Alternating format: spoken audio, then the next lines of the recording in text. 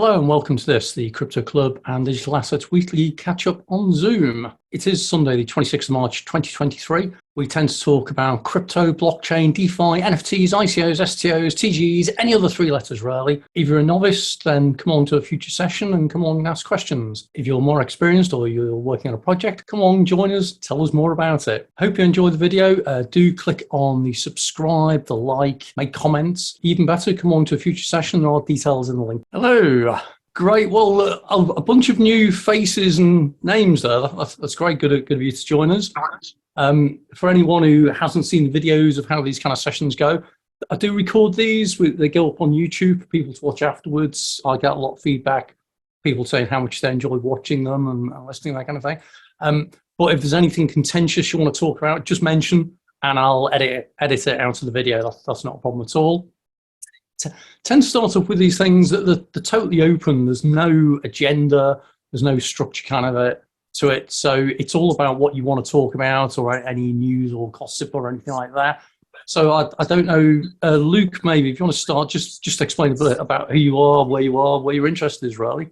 Yeah, thanks for welcoming me to this. I'm from Wales, like your cup.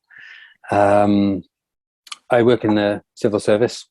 And I've had a lot of dead ends with crypto, as many people, I suppose, tried and failed with a lot of stuff. So basically, stumbled upon you guys and thought I'd try and come and learn. So thanks for the welcome and all the rest of it. So I'll probably be a silent partner, but with a pen and, take everything in, really. Well, Luke, all I'll say is Creso. Welcome. Yeah. And Thank so you. it's about the limit of my Welsh, apart from Nostar. That's fine. But the limit of mine as well. Don't worry. That's great. So where are you at in your kind of like crypto or blockchain journey then? Are you learning and that kind of thing? Or? I've been active probably for about a year and a half and stuff. I'm currently on CoinRule, getting the bots to do the work for me, okay. Which is slow and steady, but good. So but there's been a lot of I ventured down into the foundation with the NFTs because I've got a background in art and music, and but then it's just very difficult to get it off the ground, as I'm sure you're all aware. And so it's it's just seeing where it can go really. But okay. Very much at the novice stage, Okay, it's interesting you're talking about bots and that kind of thing. Maybe we'll come back to that later on, because I do get a question about whether trading bots are worth looking at and that kind of thing. So it'll be interesting to see your experiences. Great, well, welcome aboard, Luke. I was going to say, Julian next. Do you want to do similar? Whereabouts you're based? What's your interest in the group? Well, I'm based in London, and I started this journey, I think, about 2 years ago, with this dream and vision of doing a video streaming type of music platform, really for people to able to monetize their content and control their content, take ownership of what they do. So they, rather than how it is at the moment, where it's all done through big centralized tech companies mostly. So at the time was a vision, but over the 2 years journey, it's no longer a vision. I've built a platform that does all I've said, rather foolishly, because really it's a big platform. If you're competing with Netflix, Spotify, and so on, you require a team. But I did get a team at the start, but I think a lot of developers found Web3 even getting in quite difficult. Mm-hmm. So it ended up me driving and doing most coding, all of it really by myself. But it's looking great. Looking like I could roll out something by summer. So looking back at it, I'm a bit terrified looking back at what I've done. So it's quite a lot to take on board. But in this bear market, as we're at the moment, I think it's a good time for builders, and we can quietly roll it out, get people on board, trying it out. Mm-hmm. I can get feedback, and then obviously iterate, improve it, and then when hopefully the bull market kicks back in, people, even the general public suddenly see Web3 as a mainstream alternative, then I'm there with the platform, basically. Brilliant. So have you had any conversations with the team who developed Mycelium? No, I don't know. I mean, I've been in it like more of a sheltered development environment where I've just gone with it. I didn't, I come from a corporate background where we had many meetings every week and so on, and I never had that. I just went on and built and built and built. Okay. Yeah. It's just I happen to know that Imogen Heap. I was chatting to her a while ago, and I'd never heard of that. Well, I'll admit, maybe it's my age or whatever. And I was chatting to her at a crypto conference, and she was hugely knowledgeable about the payment systems of how it works in the music industry and how you get paid for how much you get broadcast on radio versus terrestrial land. She was hugely knowledgeable. And I eventually said to her, look, I've heard the name. Do you run a fintech or something? And she said, oh, no, I'm a musician. And she was actually one of the first people. I think she actually was the first person to put her music on blockchain. Right. And she was working on a whole payment rail for musicians and band members and that kind of thing. Using blockchain crypto. So fascinating stuff. Okay, Julian, thanks for coming along. Maybe we can explore that a bit further later on, see how we go on. That's brilliant. And Animesh, see you've joined us as well. Do you want to say hi? Hi, Gary. And so firstly, thank you for welcoming. So first time I'm joining. I'm in the group for some time. I see I keep on missing this. So today it's just popped up. My background is about more than 20 years in banking and payment. Is basically like my payment technology. So I used to be Lloyd's Bank's chief payment architect.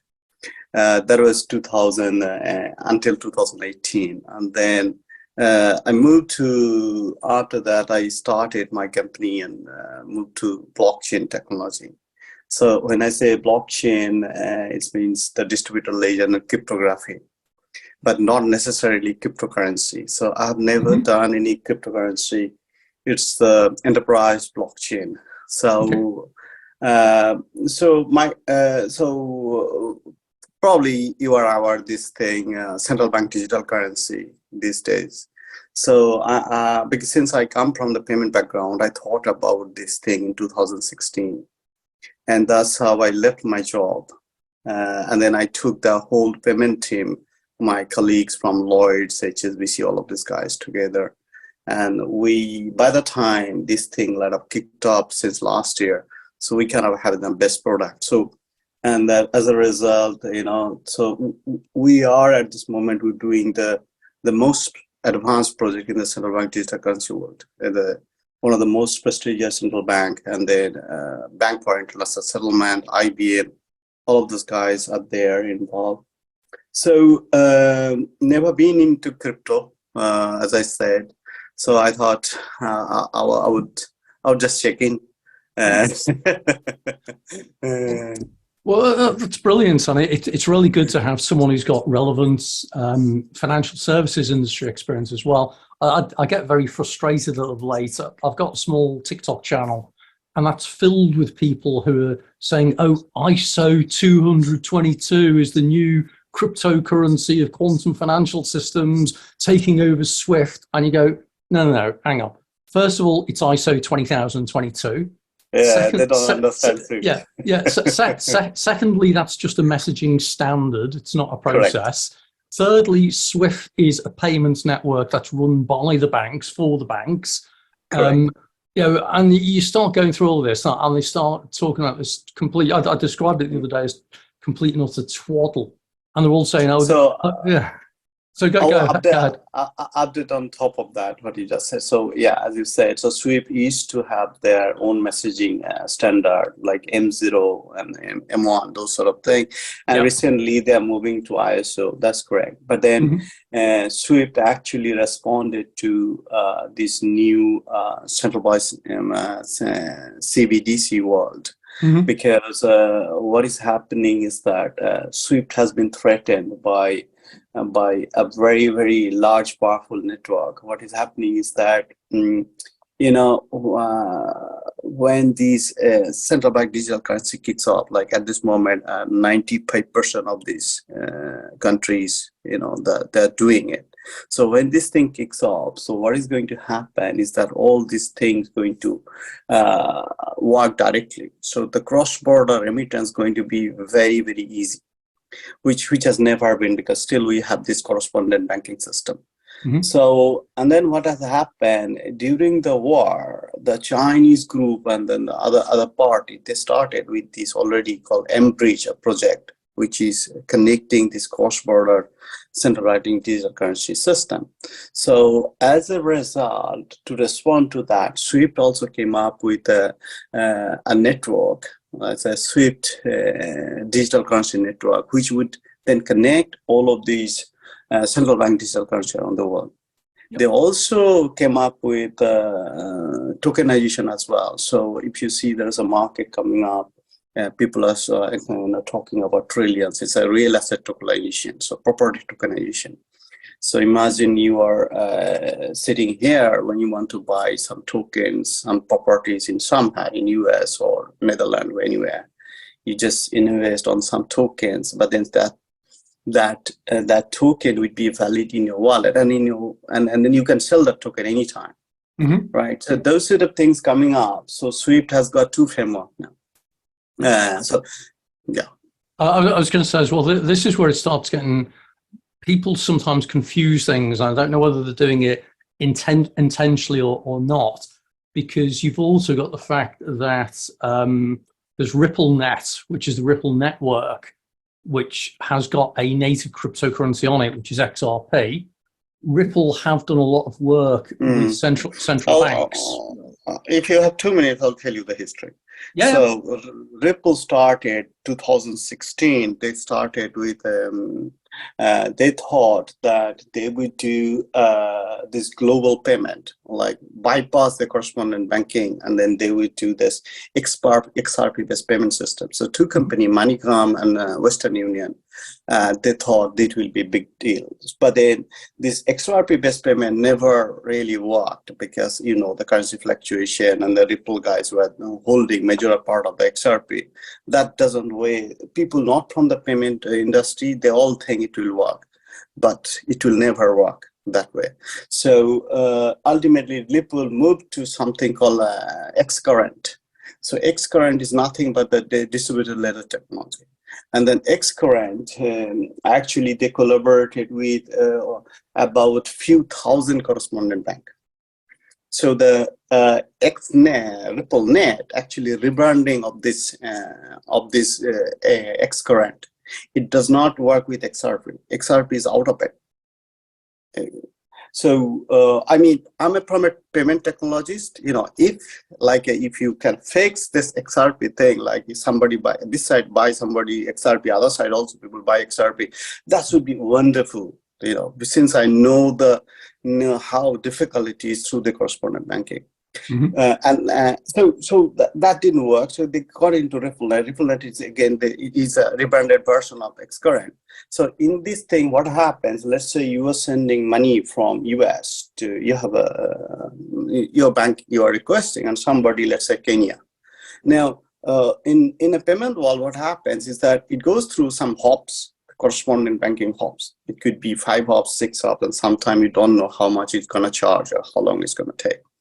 So what Ripple has done is wonderful, is that they actually give nodes to all of these banks. So when you are sending money, all of these hops has got these transaction at the same time with the distributed ledger. So the destination bank knows that transaction happened all the way. So the destination bank is very comfortable giving the money. So destination bank actually disperse the money. Either they have the liquidity or they know the money would come.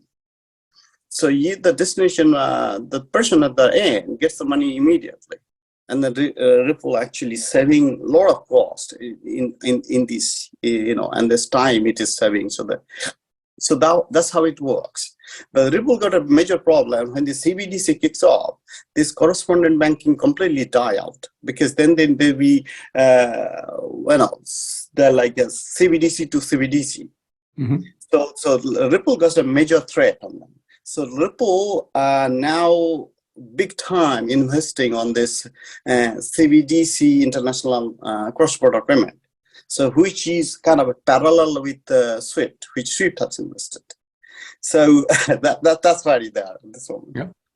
And it's a fascinating area, and it's fascinating how people mix it up. What I find intriguing, what I find intriguing as well, and maybe some of you have been on this journey already, is I speak to people about crypto and they say, "Oh, it's all too confusing. I don't understand how crypto and blockchain and that works. I'm not going there." And say, "Okay, do you know how traditional finance works?"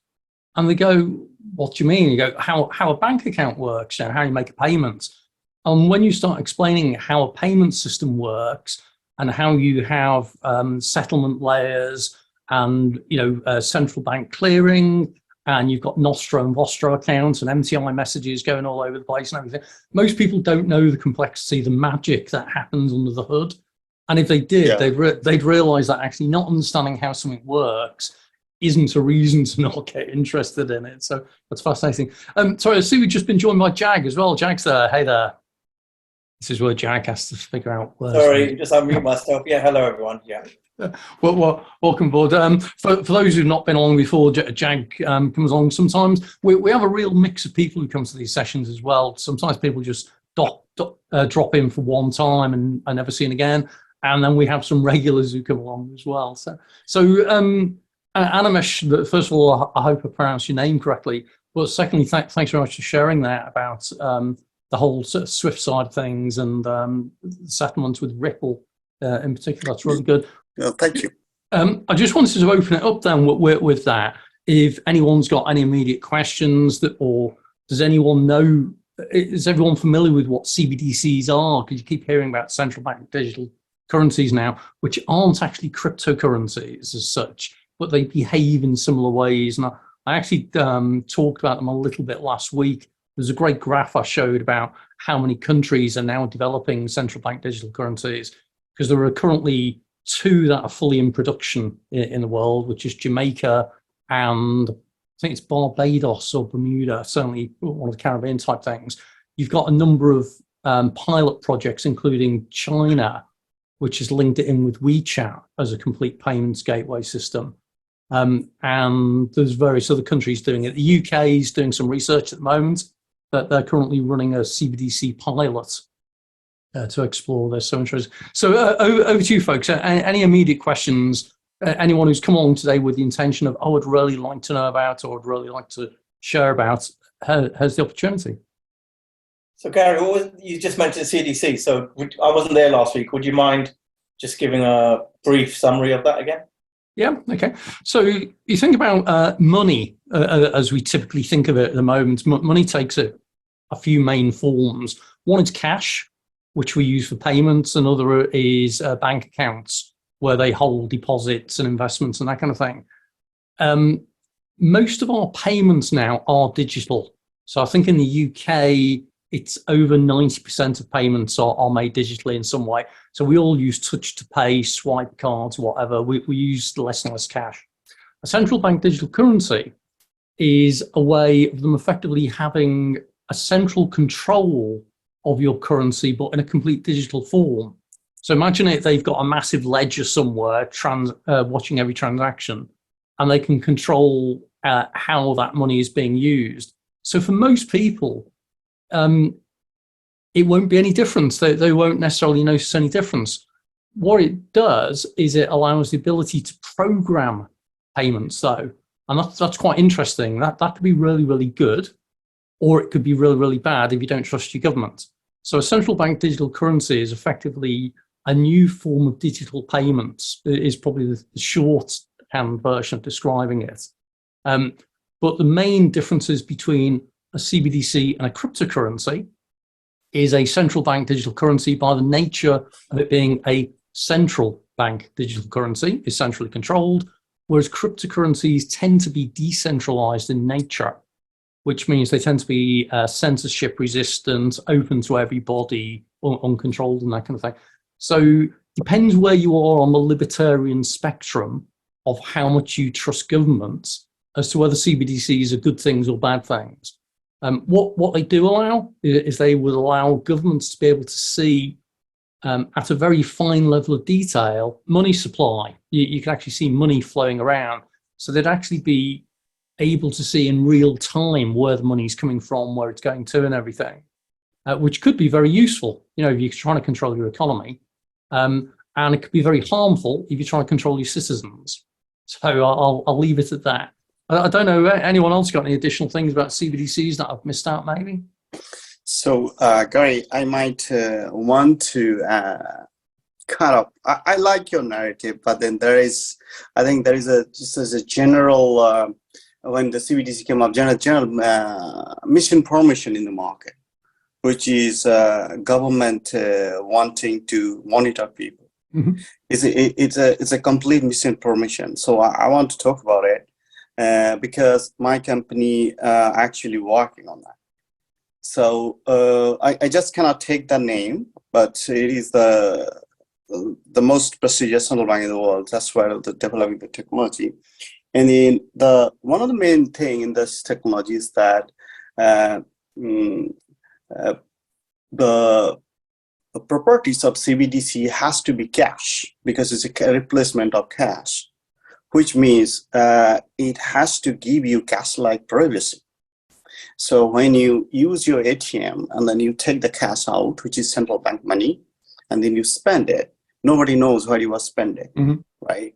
However, your card, you withdraw the cash, so the bank knows you withdrew £100 or £1,000. This is exactly the thing which is going to be mimicked. So it's not anonymous, because before you withdraw the money, bank know you have done the KYC. CBDC wallet, same thing. You've done the KYC, you got a wallet, and then you are taking out money from the bank. It's called withdraw, and basically commercial bank money getting converted to CBDC. Now the technology we have developed, right? Like it's actually privacy in the digital world as well. So in today's world, when you make an NFC or QR code payment, so mainly your card, you either you're using open banking or your debit card is embedded in your mobile somehow, right? And you make the payment, your bank actually knows like where you are making the money, paying, right? Any of the places. The way we have the technology in the digital world, you make the NFC payment. Once you convert your commercial bank money to CBDC, so commercial bank money means, let's say you have got £100 in your HSBC account. There's a commercial bank money backed by the commercial bank. The way you take the money out, cash, then it's not HSBC's backing. This is the central bank liability. CBD is the same, right? So you got the £100 out of your commercial bank account, and in the wallet sitting is the central bank's liability. Now, the moment you spend in any of the places who can accept the CBDC, the bank would see, like in a real world, banks will see like you have withdrew £100. In the CBDC world also, bank will see you withdrew £100. And after that, wherever you are spending, nobody would know. Even the tech, it goes to the thing, it's like central bank will never know where you are spending. They'll never know who is spending on. What central bank is interested in is that helps the countries. For example, macroeconomic monitoring. For example, in today's world, right? We have this problem, Bank of England chain or increase the interest rate, right? Now we want to see in real life what is happening, how people are actually spending, how quickly we can control our inflation, right? So these information not in real time in today's in front of central bank. Mm-hmm. The moment this thing happens, then central bank gets this view. So it's a benefit for the country. Then, of course, if the cash is not there, they can track the other kind of transaction, which again, illegal transaction can be tracked. then the benefit of, for example, if you think Bahamas, like you were mentioning, right? Bahamas, they got 700 islands. It's a huge archipelago, right?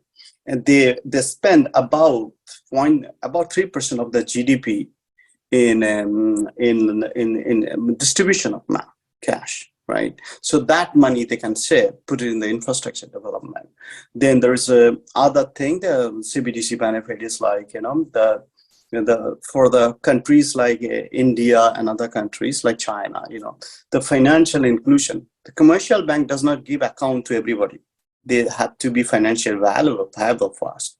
But if the government want financial inclusion, so this is the way. Mm-hmm. So it has got a huge number of benefits in terms of how the country. But this part that they want to monitor people, that is a complete misinformation, and it's slowly, like we had a conference with the BIS, and then all the central bankers came. So it was like the governance of Bank of France, then ECB, Christina, who is the ECB, and then the major central bankers came, and they're saying, this misinformation is going on the market, and they're going to do next few months certain things that so that people understand is how the benefit would come. And basically, they're saying it's a liability. Even if we get that, we do not need that information. Mm-hmm. What we need is that it's a macroeconomic viewpoint. That's what they need. How the country is performing. So I thought I would add. No, can I add a counter? Go on. Go for it, Julian. I'm by far not an expert in this field, but I think from my perspective, it seems to give the tools to the people who make the decisions right at the top. So they suddenly get all these powerful tools to.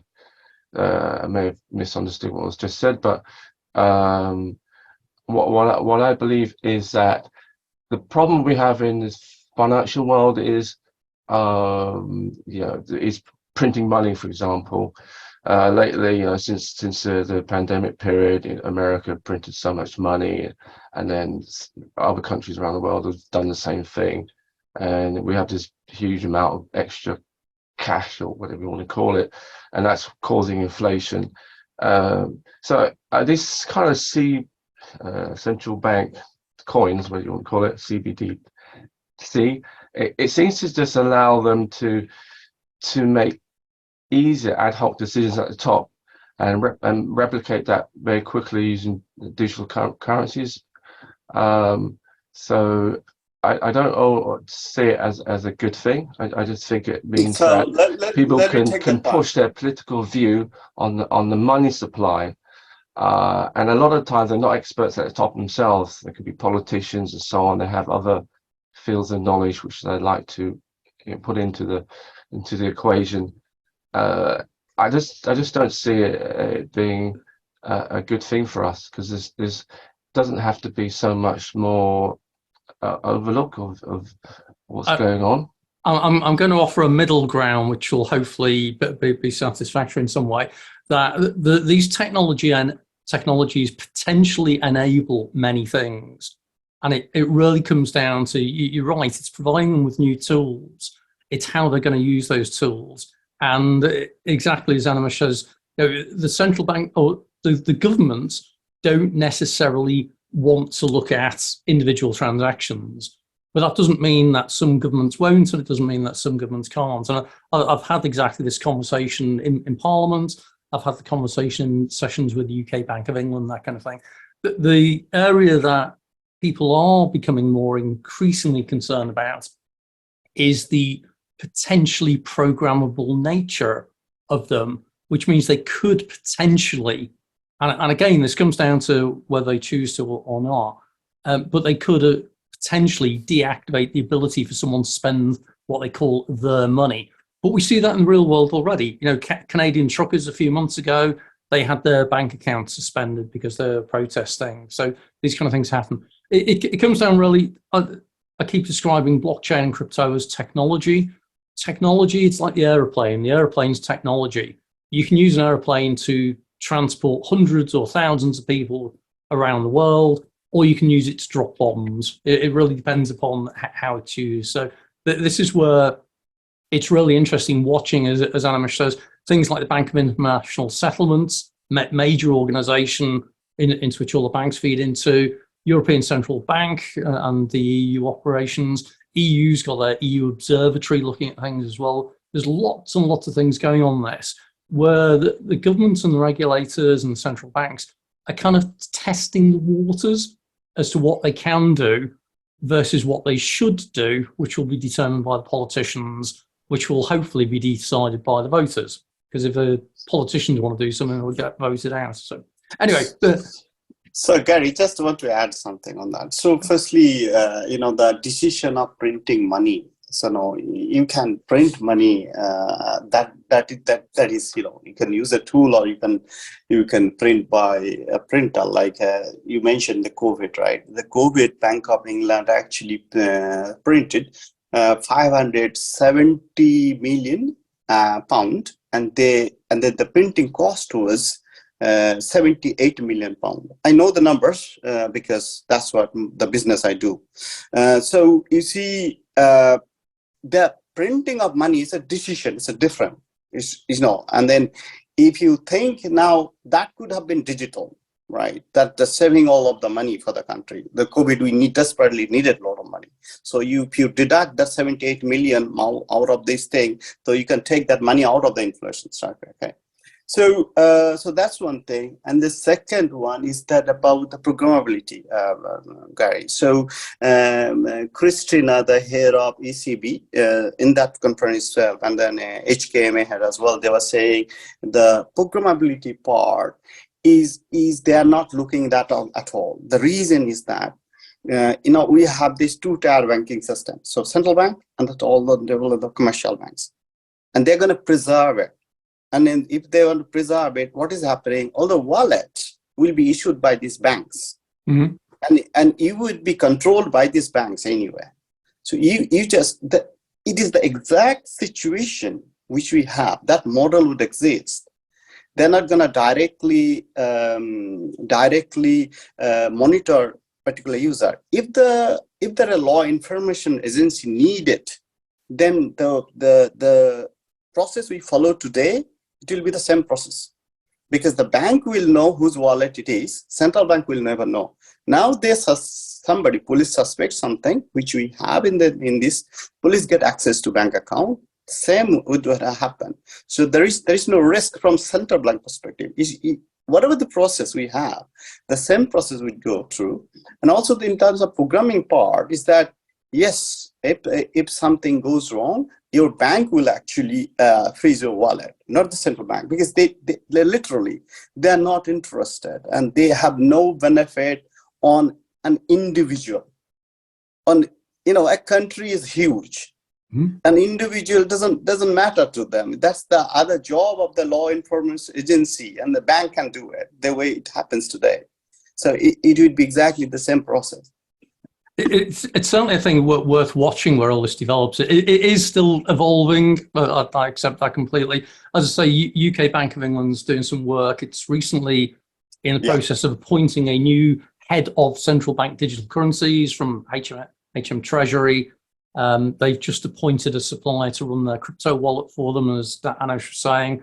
We're looking at things like that. So, Jags, hopefully that was quite a long but detailed explanation around CBDCs and some of the challenges of them. Yeah, I made some notes. Yeah, it was quite a lot of information though. Thanks. Yeah. There is a great thing. If you check last week's recording, I've got on there is actually a CBDC tracker, which gives you the status of every CBDC project around the world and which government's doing what and which banks, everything. Fascinating space. Maybe it's time to move on from that, because technically CBDCs aren't actually crypto. That they might be secured by cryptographics and encryption, but they tend not to be exactly the same as cryptocurrencies. I have a question. So, what is your viewpoint about the cryptocurrency, how it will unfold in next couple of years maybe, because there's the economic challenges and also this CBDC coming into pictures. Like China banned crypto, then now if they have digital currency, they will obviously would say, okay, no crypto conversion. Mm-hmm. So yeah, just try to understand, because you are a guru in this field, so how things will gonna unfold. So China's China's perspective on cryptocurrency is quite similar to the legislation going through India at the moment. That actually cryptocurrency isn't banned. It's just cryptocurrency that hasn't been issued by the state is banned. And it might be that'll be the way that India goes as well. So there's all sorts of stuff going on there. My feeling at the moment, and this is just an opinion, it's not based on any insider knowledge, but is based on what I've seen happen over the last 8 or 9 years so far that I've been interested in this space, is I keep describing the crypto industry as very similar to aviation, okay? And again, aviation's technology, crypto's kind of technology. And if you take yourself back to the beginnings of aviation of 1903 with the Wright brothers, who did that early little hop, I don't think then people were turning around and go, well, that's never going to fly 5,000 miles, is it? Type thing. So you get these people who are complete doubters, but you get people who keep developing the technology and building it. But then the engineers, the technologists behind it say, well, what happens if we put 3 engines on and it takes off and it crashes and the pilot dies and the police come along and the government comes along and the regulators come along and put regulation in place to make sure that people don't die. And so the aviation industry kind of learns through its mistakes, and it learns through accidents, tragedy, and blood being spilled. And over time, it carries on learning and developing and progressing, and it keeps making occasional mistakes, which leads to more tragedy, more regulation. So we end up with a situation now where we get on a lump of aluminium and carbon that is going to transport us 10,000 miles at 500 miles an hour, but we believe it's safe and we trust it and we've got confidence in it and everyone gets on airplanes. I think the same is with crypto, that we're going through the phases at the moment where the techies are trying things. Some of them are working, some of them are failing. Where they fail and people lose money, that's where the governments, the police, the lawyers all step in, regulation comes into play. And we're seeing us go through that phase right now, that governments and regulators are putting in more and more controls around crypto, its use and who can provide it. But where we're going to end up, I hope, is in a well and appropriately regulated environment, which then opens it up for everybody else. So at the moment, if you're a hedge fund manager or a pension fund manager or an asset manager, you can't really put money into crypto because it's an unregulated asset. There's a few small ways around it, but it's kind of limited. Once it gets to the stage where crypto becomes a regulated domain, that then opens it up to the traditional money markets. Now, cryptocurrency at the moment, last time I checked, the market cap, so the total value of all crypto, is about $1.2 trillion, give or take a few hundred million, which sounds like a lot of money until you compare it to the traditional finance world, which is talking in multi-trillion dollars and that kind of thing. So I think that over time, as crypto becomes more regulated, you're then going to see the traditional money markets moving into it more and more. And we've already talked about payment systems, clearing systems, this kind of thing, beginning to use crypto-like capabilities. Well, imagine if the pension funds, the hedge funds and all that can come into crypto, that is going to increase the market opportunity. And I really should have this is not financial, legal or taxation advice written above here. But think what happens when the market grows 10 or 100-fold. So I think it's fantastic. So my perspective is that we're just at the beginning of that journey. But compared to aviation, we're probably up to about, if anyone knows about aeroplanes, Louis Blériot 1908 right now. So we've got a long way to go. Don't know, anyone got any counter thoughts where they think that it's different in any way? And Yeah, please, I like it. I mean, very much. Thank you. I think one of the best thing happened with the crypto, like what we are doing, Central Bank Digital Currency, we have taken the best of crypto, like, whatever cryptocurrency, all this technology. We could have never done CBDC without all this, like you mentioned, in the Wright brothers, right? So the technology has been developed, right? So we're talking about this privacy part, the thing I was talking about, right? So this has been taken from the some of the parts of that anonymity, like in the crypto world we have, right? So I think the best of crypto actually has come into this world to create this central bank currency, and this technology is a totally has been developed by the crypto industry. So that's one, I think, one good thing already happened, I'd say. I think the other thing as well, and again, kind of using analogies, is if you think back to the Californian gold rush of 1900 or whenever it was, where everyone thought they could make loads and loads of money digging for gold and that kind of thing. And in actual fact, most people lost money and it didn't work out, that kind of thing.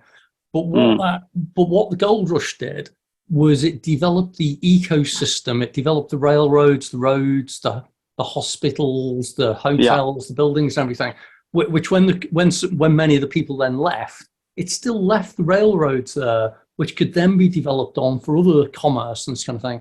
And again, this is where I say I tend to describe blockchain as being the railroads.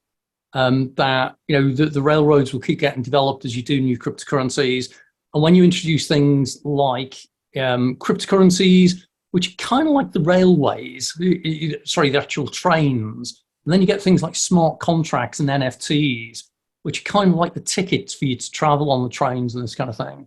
That all of this technology keeps developing and progressing. If anyone looks at tokens, so NFTs or previously ERC20s, and we had fungible tokens originally, they're non-fungible tokens. Now we've got semi-fungible tokens. You can see it's evolving and developing all the time. So I think we've got a lot more to go, Yeah, just something else I'd like to add is I feel that cryptocurrencies give a different way to transact business.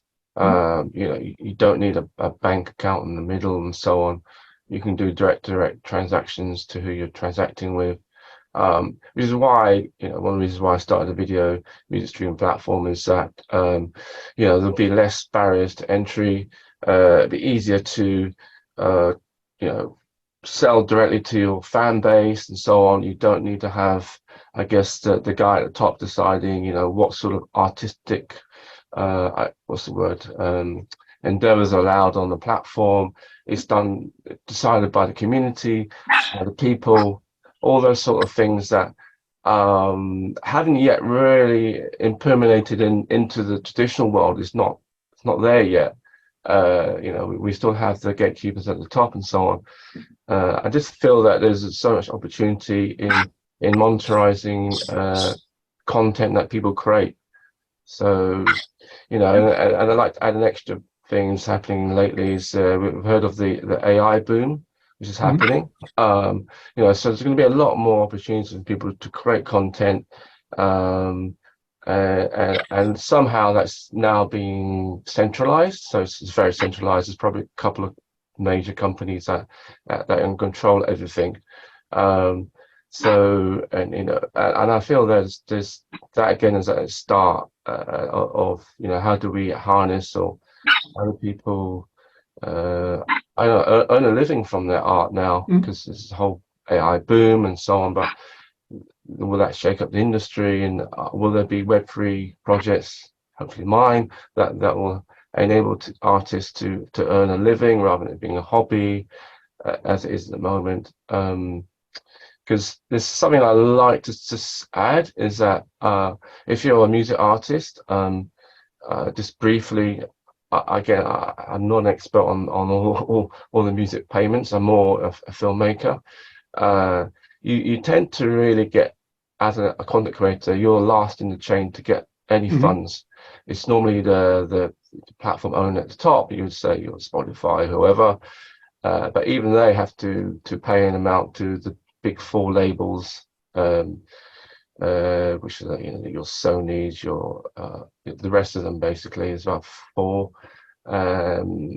And basically, by the time the artist gets the money, they get 25% of the income, for example. And out of that 25%, they have to pay all the costs of doing their video music, all the musicians, the mixers, the mastering engineers, and so on.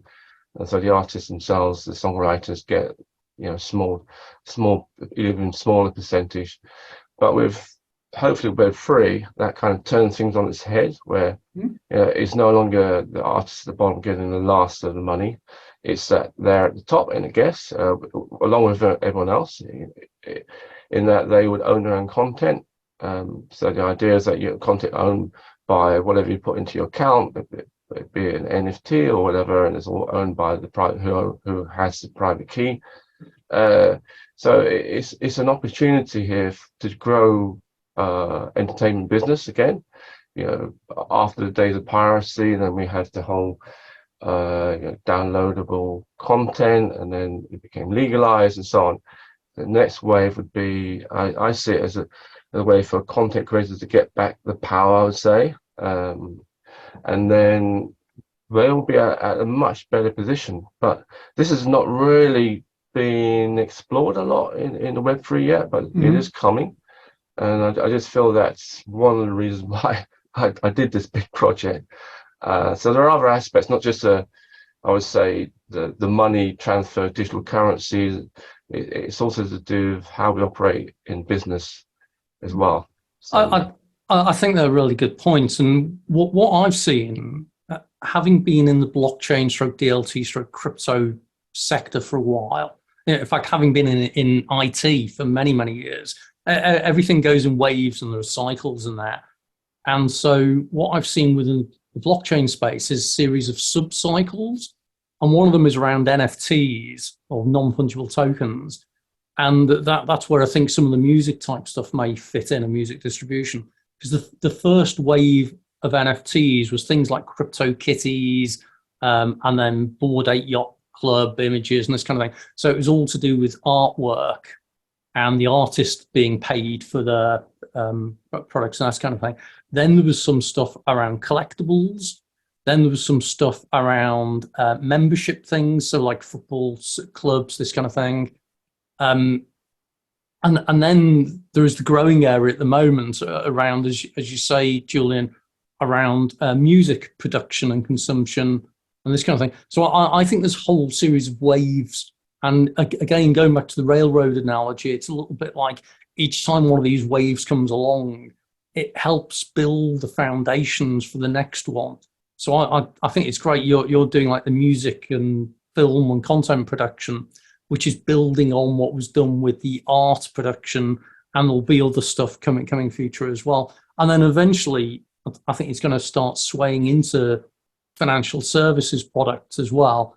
And that's where I think it's really going to explode. So interesting times. I don't know if anyone were joining the first time today, if you had anything you'd come along with a desire to ask about or to share anything on. Open to you folks. Not really. It's been great to hear you speak, to be honest, and certainly I've not really known too much about CBDCs, so that was great to hear.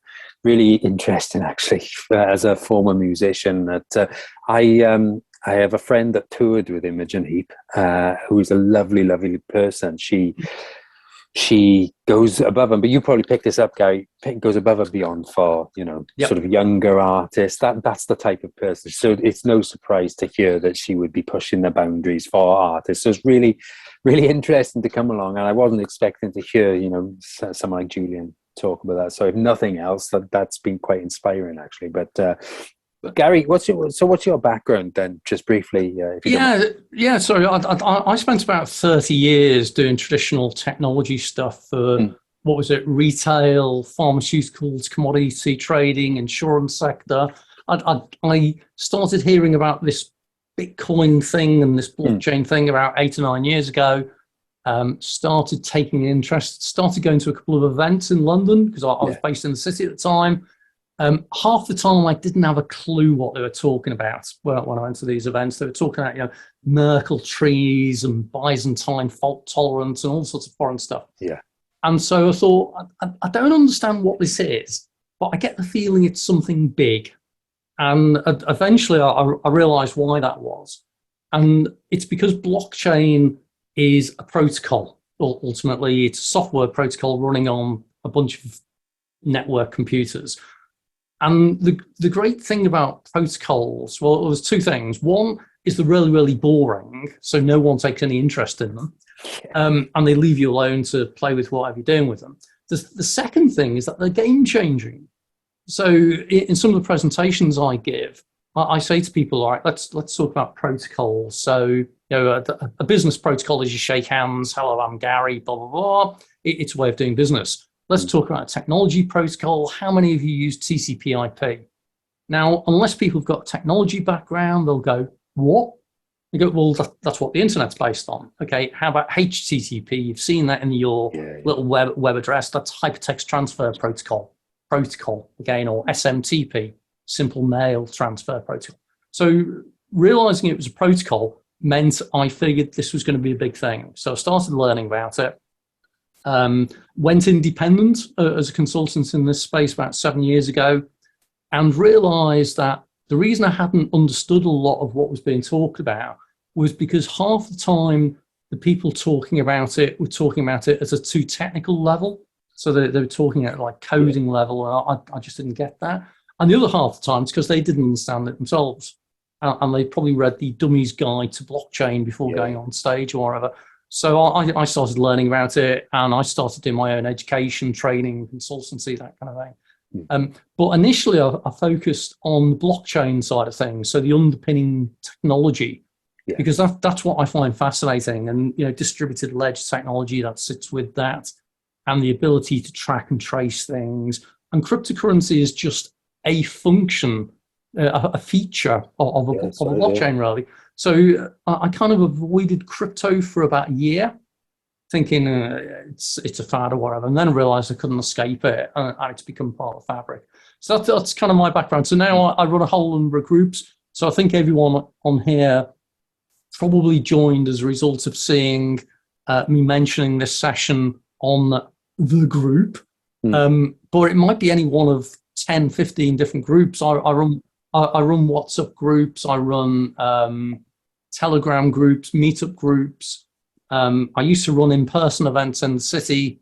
Haven't bothered with that since it all got locked down and returned back in there. And I'm just passionate about this space, and I love helping people learn and get educated on it. Brilliant, yeah. So hopefully it also means that, and hopefully with the conversation, Anish was kind of validating in some ways that I know a little bit about what I'm talking about. That's come through. And that's enough to make me want to come back next time. So brilliant. Well, for anyone who's going to hop off now, do come and join us every week, Sunday, 7 p.m. Now BST, because the clock. That's nice. and in fact, we've just been joined by Rama. Hey, Rama. Just right at the end of the session, unfortunately. Hello. Hi. Sorry.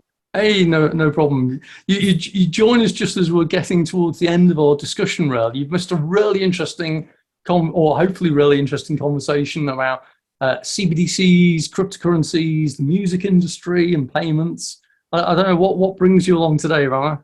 Wow. Okay. Yeah.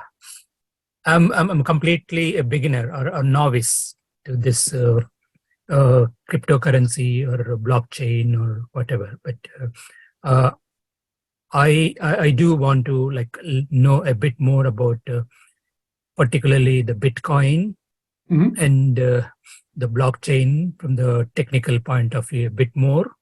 Okay. Also from the commercial point of view, how the things are happening.